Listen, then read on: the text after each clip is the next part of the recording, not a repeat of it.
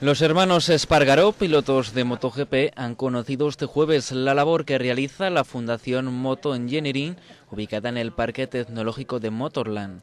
Esta fundación es una entidad sin ánimo de lucro que tiene por objeto impulsar los contactos y las actividades de formación e innovación entre la industria de vehículos de dos ruedas y cuadriciclos, la universidad y cualquier otra entidad relacionada con el sector del motor.